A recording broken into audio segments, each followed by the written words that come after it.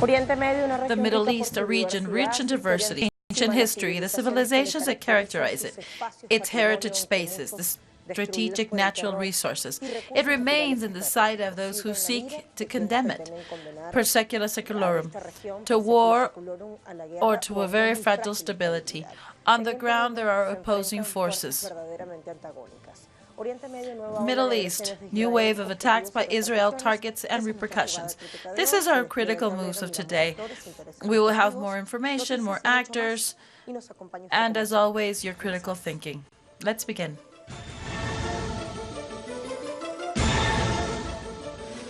Let's begin with the news.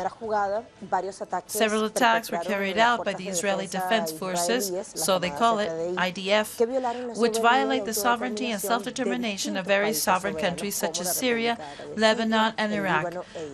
On August 25th, Israel bombarded the southern part of Lebanon, of the border of Palestine and Syria, killing members of the Hezbollah and the Iranian militia. And September 1st, he fired 100 rounds, also in the south of Lebanon. It opened fire on the outskirts of the town of Marun al-Ras, Aitarun, and Yarun. More than 40 missiles were fired, causing fires in a nearby village. Minutes before, the Israeli Defense Forces reported that they had undertaken an armed attack against Lebanon in response to the firing of anti-attack missiles from that territory against the Israeli town of Avimim, in the north of the country. Hours later, Hezbollah fired anti-attack missiles at Israel military base and armored vehicles, making use of their legitimate right to defense. Let us first hear what Israel was saying, and then what the leader of the national resistance movement was saying.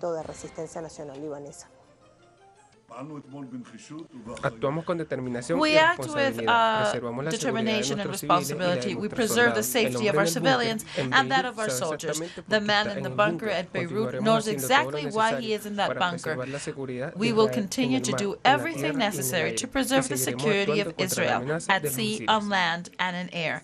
And we will continue to act against threats and missiles. The resistance struck deep within the occupying entity in spite of all its delusional actions and objectives. The biggest Israeli red line in decades was broken by Islamic resistance by yesterday's operation. The message is clear. If you launch an aggression, then all your borders, soldiers, and settlements at the border or inland, or even deeper, will be absolutely in the circle of threat, target, and response. Let's go to telesur.net. This is on August 26. This was Iran condemns attacks on Israeli. It says that Ali Rabiei said in a press conference that his country condemns any aggression against the sovereignty of regional countries. Israel will pay a high price for its share.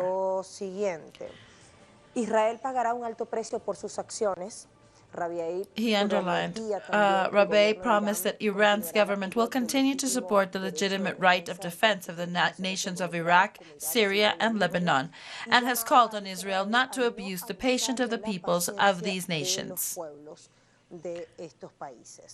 Let's go now to another webpage. Let's go to Sputnik. Of September 3rd, 2019, Israel hopes to hold a new meeting with Russia and the U.S. on Syria. These days, we are trying to organize a new trilateral meeting with the participation of Russia, U.S., and Israel here in Jerusalem to continue addressing the presence of Iran in Syria, said Israeli Prime Minister Benjamin Netanyahu. He clarified that Israel plans to do everything possible at the political level, as well as take security and intelligence measures to achieve the stated objectives.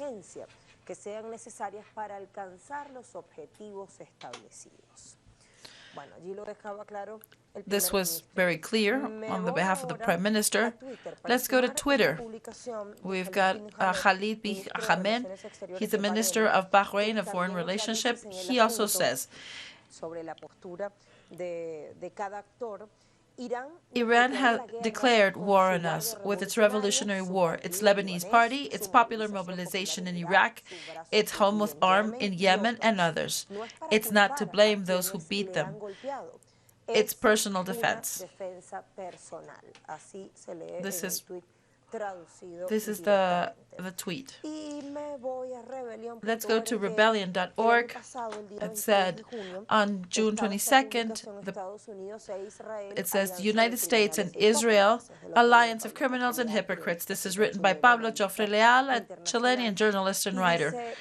And he says, our societies have witnessed in recent weeks situations that exemplify the complicity between imperialism and Zionism when it comes to violating the law, agreements, and international relations. This conspiracy, the American endorsement of the violation of human rights of the Palestinians at the hands of Zionism, the plot to sustain against all odds the Israeli criminal regime is an indissoluble part of the relations between Washington and Tel Aviv since the artificial appearance of Israel in 1948. Relationship which, under the mandate of Donald Trump, reaches the edge of scandal and immorality, placing both governments in the antipodes of the world and dragging it into satellite countries, prostrated in their genuflection, like the one of Guatemala and Honduras, violators of human rights of the Palestinian people and the international law. Ample support given by the U.S. to Israel in the policy of trying to recover the lost hegemony of the U.S. in the Middle East. With this phrase, we finish. With all these ideas, we will ask this to our analysts. In the declarations we heard in the first part, we saw that it was expressed very clear, the antagonism. Let's see the map. Who are the countries that are being attacked?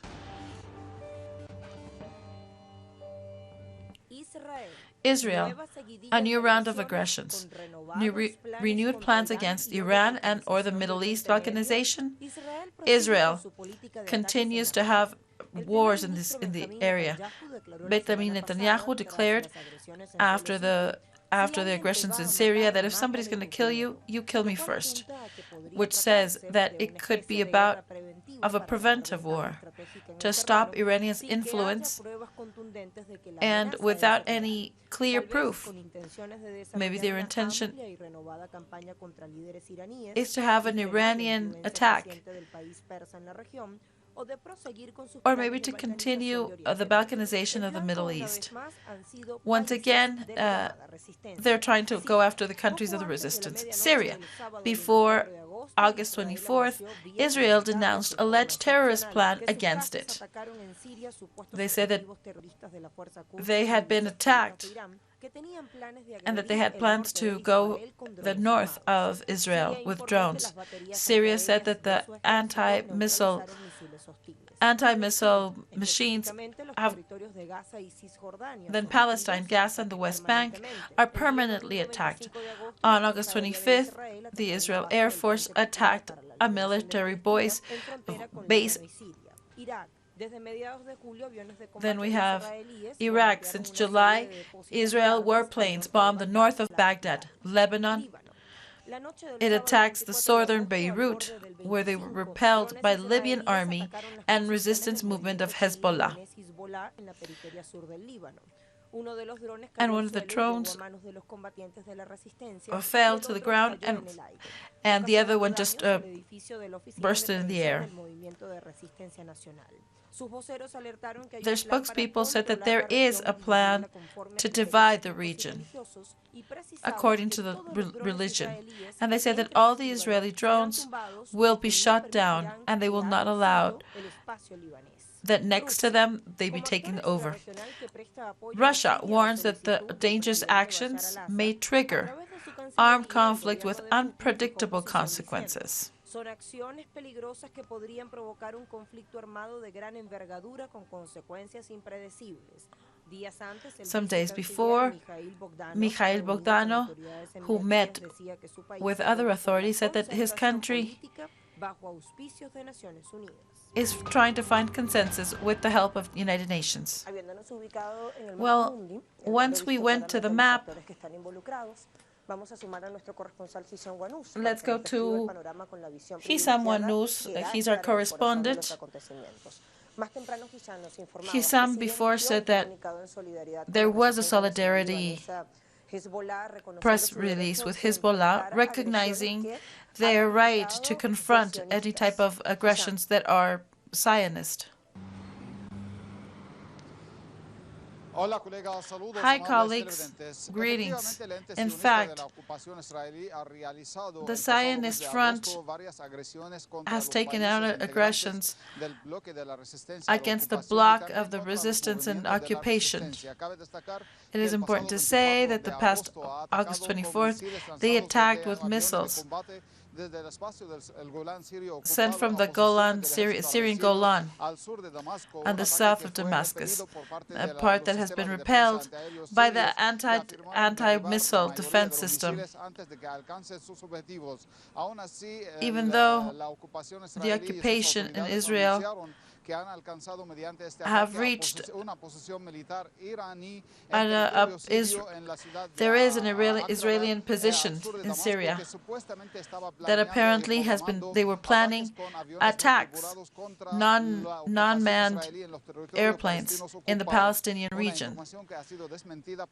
This has been said that it's not true by Damascus and Tehran.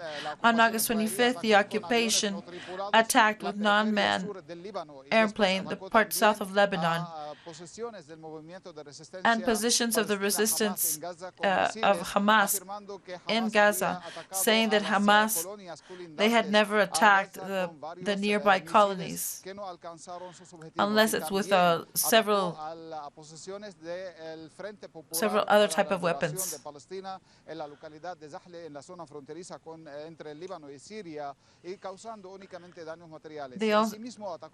They also attacked with the Iraqi forces that have the Iranian resistance. They killed the leader of these forces. All of these aggressions have been condemned on behalf of the resistance bloc, who promised to give an answer to the systematic aggressions under the pretext of trying to not spread the influence of Iran and not to let Iran have combats with missiles against Palestinian territories. So Hezbollah on Saturday gave a clear response to these aggressions and reached with missiles a device, and this killed several Palestinian armies.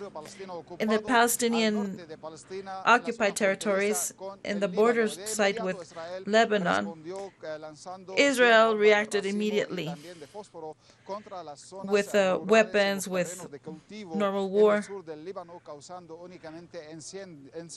causing only fires. This is an awful reaction because they think that if Hezbollah can have even harsher attitudes. Right now we see there's a tense calm, especially since the fact that Palestine is occupied. And also it's important to say that Syria has sent a communication saying that they support the right of resistance and to fight next to the Lebanese army, to fight against the of taking over. They have new norms to work with the Israeli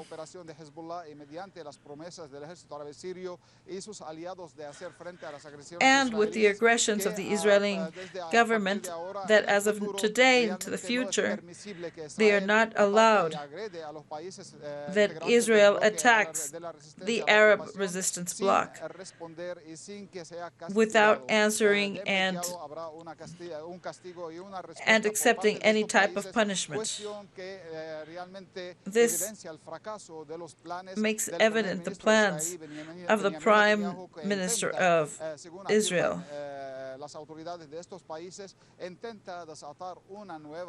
who tries to unleash a regional war to gain votes in the upcoming elections to the parliament on August 17. This is the information we have. We'll be right back.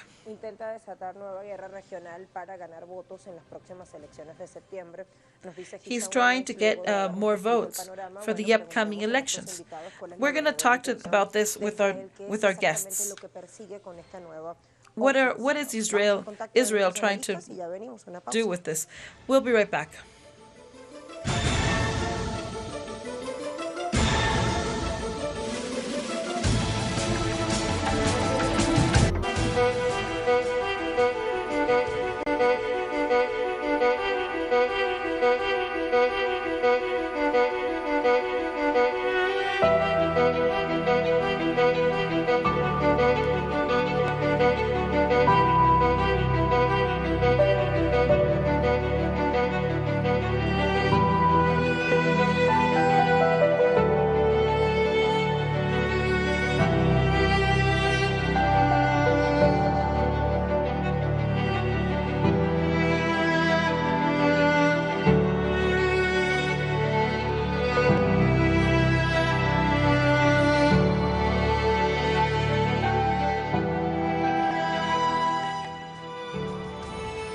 Middle East, new wave of attacks by Israel, objectives and repercussions. Let's go to the hypothesis about the motivations that Israel has had to undertake the series of attacks against several of its neighbors on an attempt to stop the influence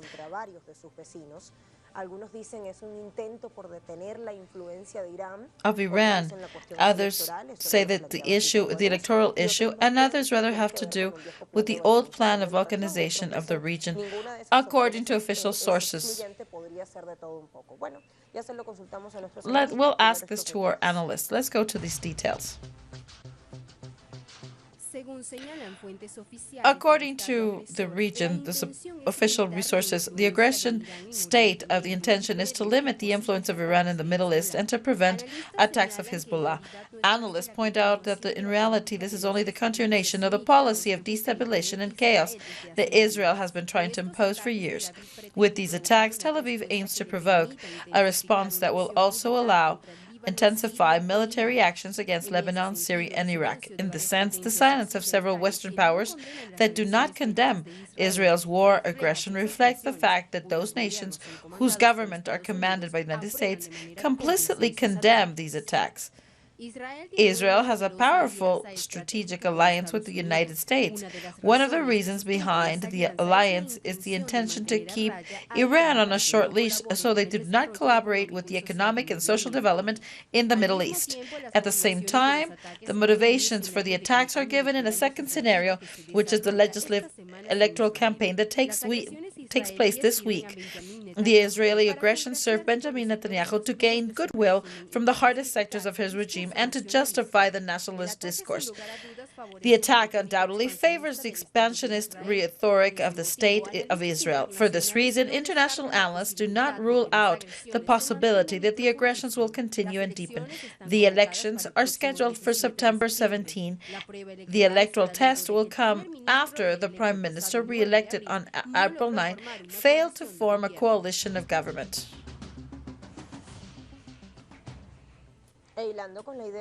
So going on with this idea, we would like to know, how are things inside Israel?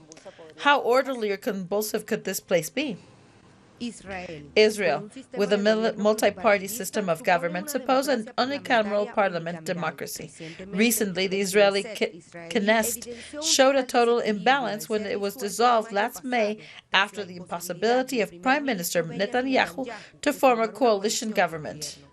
This followed with a call for early elections the legislator, the lack of agreement among parliamentary forces and on the lack of equity in Israel laws is increasingly evident. The disputes recessed on the debate over compulsory military service, which does not seem to apply equally to the entire population.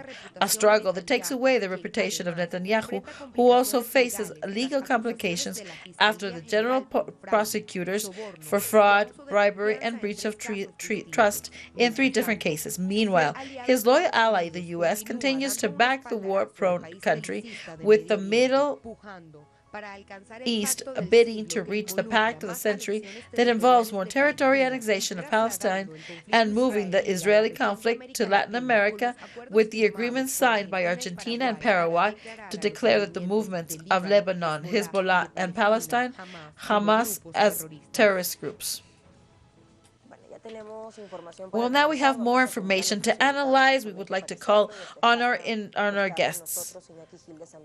We have Iñaki Gil de San Vicente, and from Mexico, he's a historian and politician. Let's start with you, Iñaki. What has Israel tried to do with this amount of attacks? Is it maybe the objectives? Well, I think that there are objectives at 2 levels. One, immediate and short-term effects. The situation in Iran and Lebanon was the new market that was going to open the movement of Europe in regards to Iran and a possible agreement.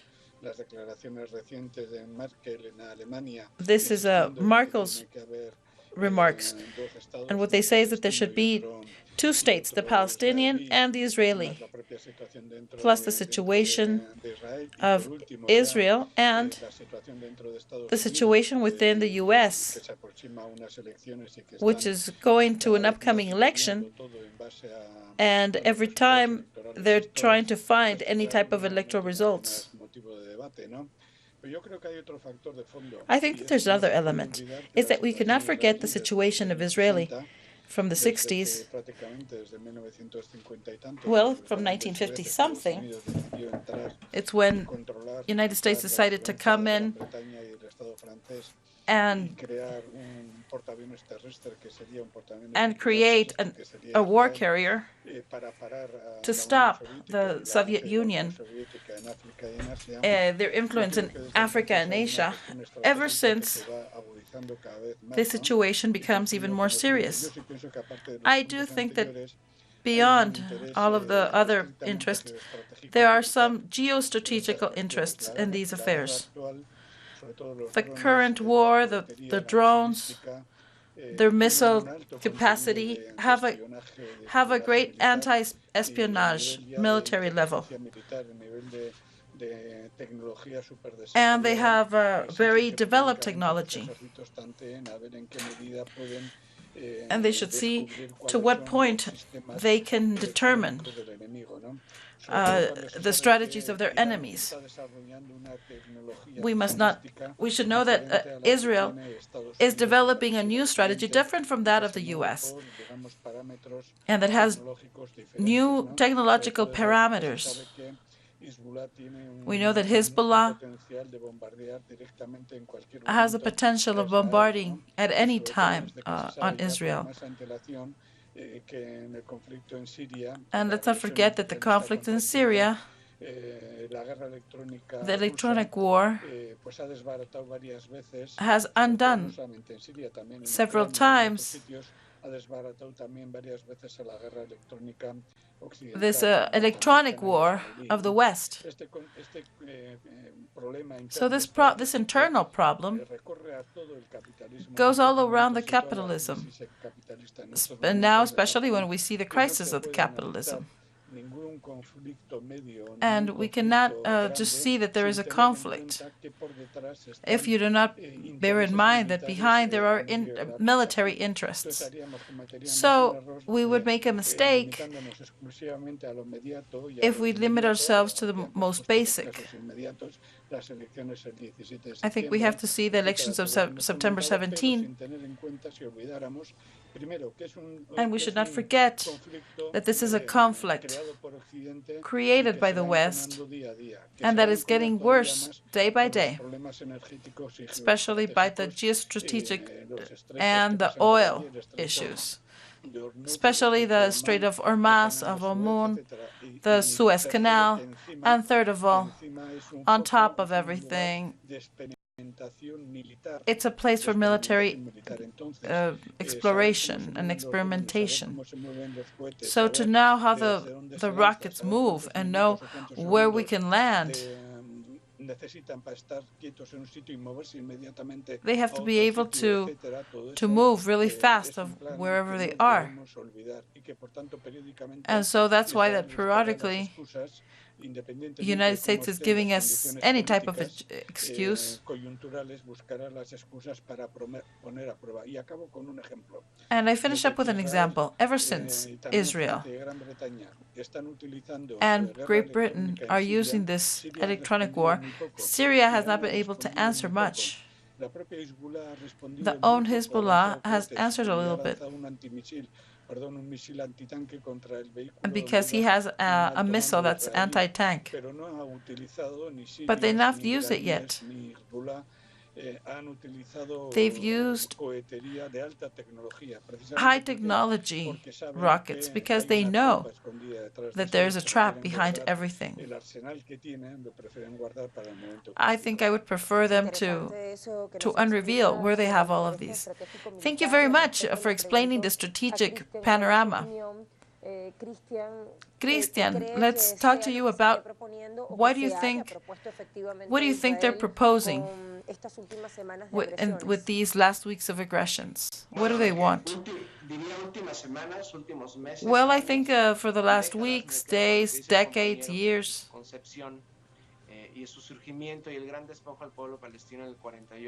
and especially this 1948, Israel has been a lab and a war zone for the superpowers. After World War II, it's a colony which is directly related to the U.S. I think we always see this picture of Netanyahu trying to take benefit, just like Ariel Sharon did in 2016 with the war against Lebanon.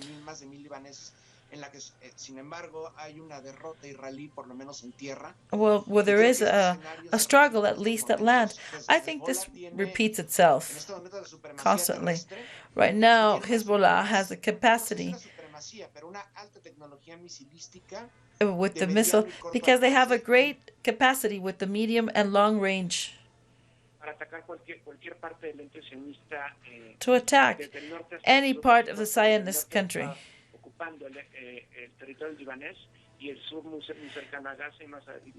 And these are so the major intention is to legitimize, to get together 5 state regions. Although Hamas is unique, well, with the other countries,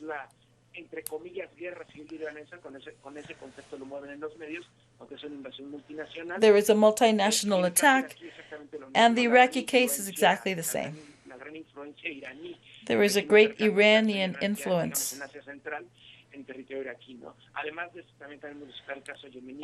Additionally, from that, we have the Yemen case, where, of course, there's an awful genocide going on there.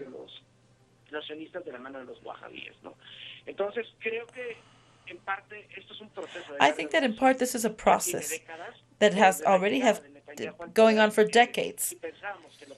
But if we think that what Ariel Sharon was bad, well, this is far worse. So since the elections are imminent, I think that the letter should say Netanyahu is not the worst Zionist. There are far worse than him. There are some that hate Israel. So, of course, this is a long time process against all the countries. And what they would want at the short term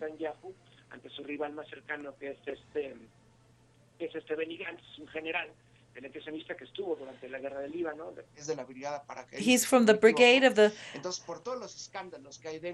army. So with all of the scandals that they have within of traffic of influence of Netanyahu, his success could be at risk. So he thinks it couldn't be better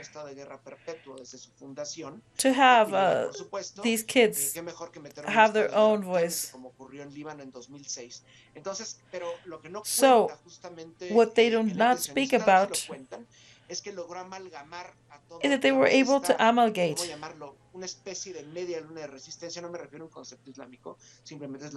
They were able to build an anti-resistance, a resistant front, in case the other forces become violent on each other or on us.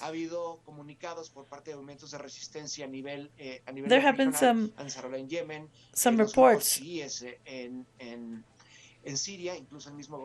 And in fact, Bashar al-Assad himself, and in Iraq too, they all favor the Zionist attack. And this concept that they passed a red line. Well, first of all, any aggression, it's important to say that last year there was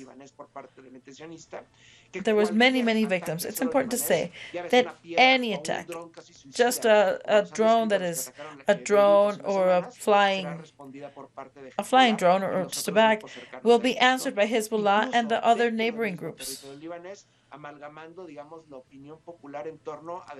So what they're doing is they're playing with everything to defend the Lebanese land. So what they said is that anybody who places any type of threat against them is an act of war.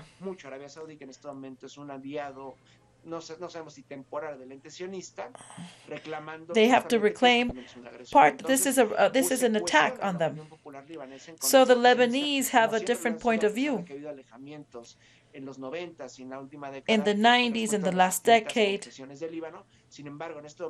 However, at this moment, we see that Palestine and Lebanon, Syria, Iraq, they're aligned to defend their territory against this aggression. However, we repeat this. This is not an isolated program. We cannot say that what he's looking at is just 5 punctual things. No. What they're trying to do is to be the biggest military force, far over the other military forces of the region.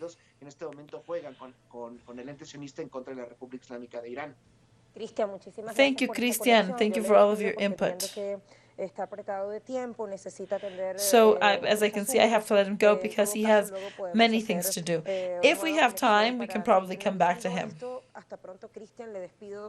For now, thank you very much for being with us.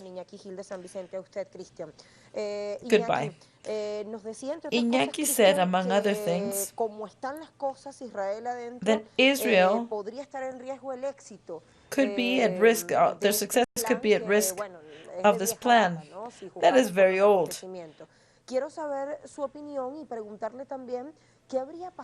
I would like to ask you if any of these countries would have tried to attack any Israeli fort. Why is everybody quiet? Why are there so many resolutions? So, why so much impunity? I think up until now, there has not been a contention policy for the criminal policy. There has been a contention war during the time that the USSR was there. And this was directed by the interests of Russia. Well, after Russia fell, there was impunity. But in this time, it was interesting. Israel stopped any type of aggression at very high points.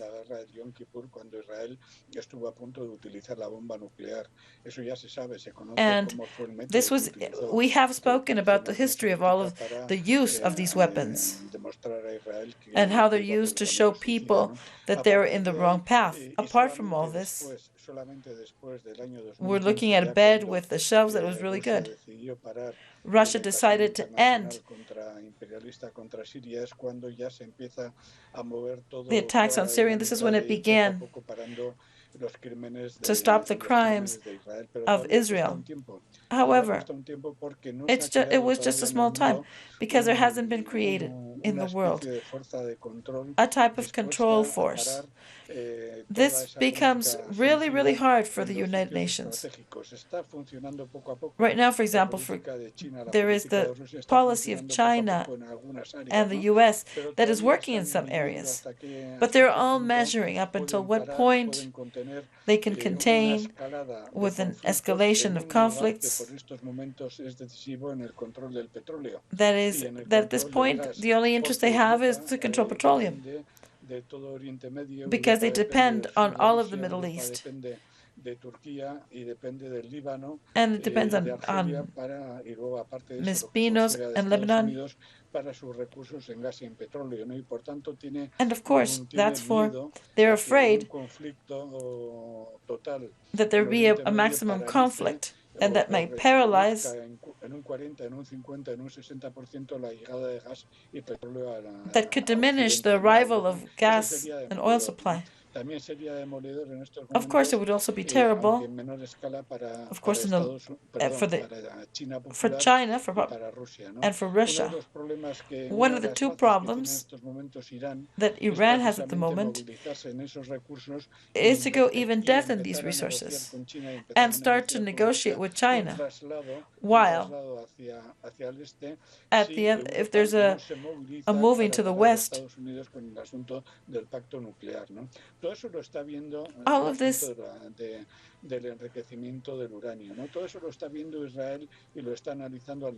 is being seen by Israel with the perspective of the rich uranium in the whole world. So, of course, no country is interested in having this type of attacks. And, of course, since we need to kick out the people from Israel, and with all of the lands that Israel needs, and they have said that they will occupy them, or they will say that they will continue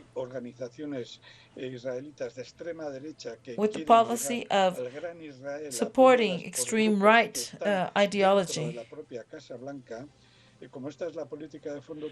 And since this is the bottom of the policy, there has not been yet an international agreement So we hope that in any case the situation of the Middle East that might turn out in a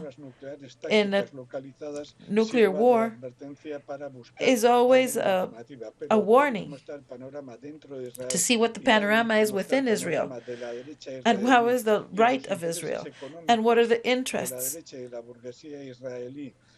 And what are they to see if to take over Palestine, but to also take over the economic of Iraq and destroy Iran. Of course, we still have time that there be a strength that will stop this strategy. This is a terrible task. Well, at least at the region, if this happens, have you been able to mix some type of a mixed force? Because maybe there could have been a fragmentation. But of course, Christian told us about this combined forces. So everything is advancing little by little. And Lebanon has stopped Israel cold on its feet, saying that in another case, the countries are very corrupt. This is not only corrupt anymore. This is the fundamental way of seeing things. There are small places of free taxes. So this, if we don't see Bahamas and Grand Cayman, there are full places where you can leave your money and many other things. It's important to see that Israel has the objective to replace Lebanon, because that's the only possibility that they could have to have some eye on the opposers. Of course, they prefer to be the tail of a lion than to be the head,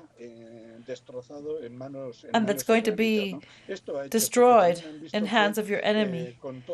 So as you can see, with all of the alliances, the Prime Minister of Lebanon was taken out. Was taken out. The objective is clear. Is to destroy Lebanon.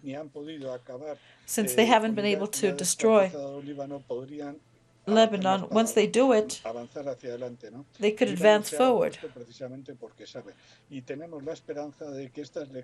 And we have the hope that these history of the past will reinforce the progressive forces of the world. Thank you very much, Iñaki. Thank you for your input. See you soon. Here we had Iñaki Gil de San Vicente. Is there a scenario for war for World War III? Well, up until here, the strategy of Russia and China says that. We're gonna be back with a guest just in a minute.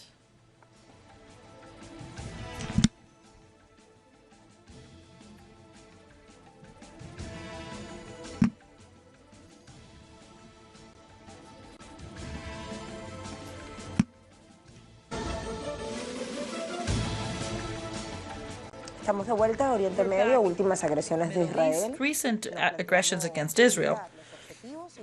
What are the repercussions and what are the objectives?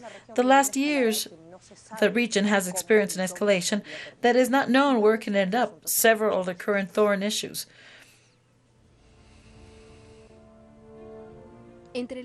Among the critical issues that today mark the region is the situation of the Golan Heights, Syrian territory stolen and occupied by Israel since the last century. Months ago, President Donald Trump, in a new step to support the expansion policy of Tel Aviv, legitimized the theft, recognizing, first of all, that mountain range as Israeli territory. The move has been considered a violation of international law, as it violates Security Council Resolution 4 497 of 1981 of the United States United Nations rejecting the annexation of some highlands to Israel territories. Trump based his position on the allegation of strategic security reasons. The conflict in Syria, where Daesh is broken, is still one of the most delicate scenarios. There, the Syrian army, along with Russian and Iranian forces, overtook terrorist forces supported by the United States and Israel on the ground. Another point that added tensions is that the United States included the Iranian Revolutionary Guard as a terrorist organization, something that fell badly in much of the international community. The White House called on the governments of Europe to make similar decisions. Of course, the struggle of the Palestinian people against the Israeli oppression is another thorny issue. One of the most important areas of the tension is the area was a decision of the United States to move the headquarters of the embassy from Tel Aviv to Jerusalem. There is also a violation of international law and Security Council Resolution 478 of 1980. Well, let's continue with our specialist of Middle East affairs. Well, apparently there is a very conflictive environment, and there's a lot of fronts. So, is the war imminent now that you see the recent events? Of course, what you can see in Lebanon, Syria, now with this with Israel, after 2006, we always have to go back to the past to understand what's going on now. This equation of saying that the arsenal that Zionist has of the state of Israel, this was already finished. It's been distorted with the world, because when there is a resistance that we cannot compare it with the huge arsenal of Israel.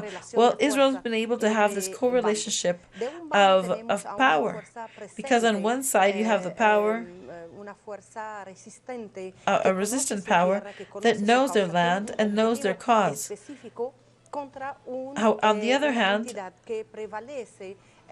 there's a prevailing force that has their own agenda,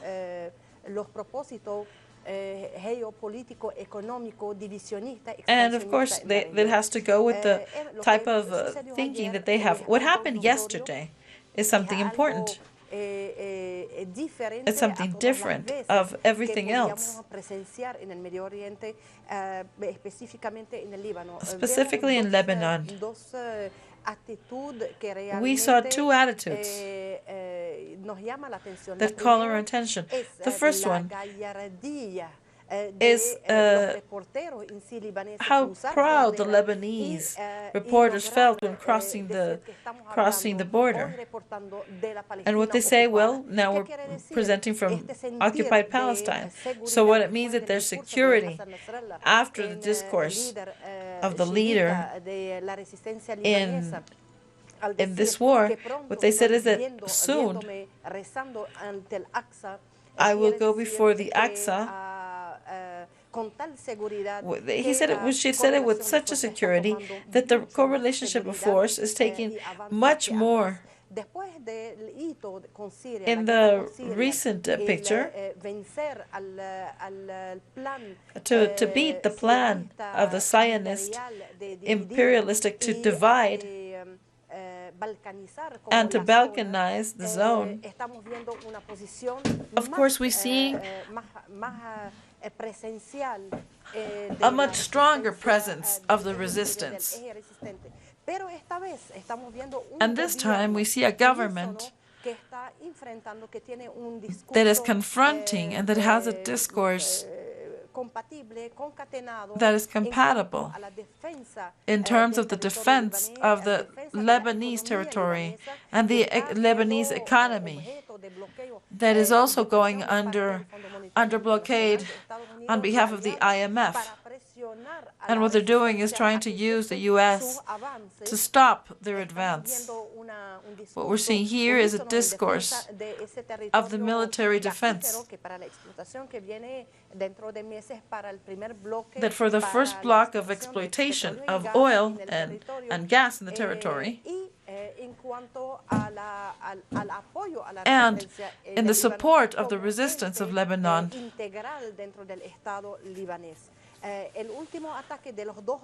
the last attack of the two drones that were shot down on behalf of the popular movement, it was brought down even by sticks and stones of the people. So what we've seen is the answer of a government that has totally solidarity with the resistance and the aggression of the sovereignty of Lebanon. And in fact, it's been seen, on the other hand, that there's a position of Israel in terms of the answer that the resistance has had against a tank that belonged to Israel. On the other hand, the Israeli policy is now seeking to grow. And this has to do a lot, well, we see scandals, and one of them, what they're trying to do is to impress the news media so they can have them on their side and threatening them at other times. What we see is that we have representatives that are helping with Kushner and Jared Kushner. What they're trying to do is what's happening is that there is, the proposal is just vanishing. And this happens from Syria to Lebanon, all the way to the depth of Palestine. This movement is advancing at strong pace.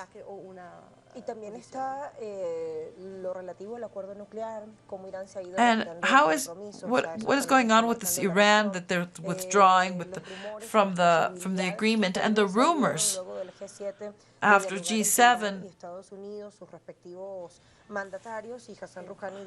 and that there might be a meeting with Hassan Rouhani. And he said there has not been a decision to have bilateral meetings with the U.S. If U.S. puts a halt to all of the limitations, then we can speak. Otherwise, there is no way. Well, we don't have much more time. Thank you for being with us. We'll see you soon so we can keep on speaking about this topic. Well, let's go to our conclusions.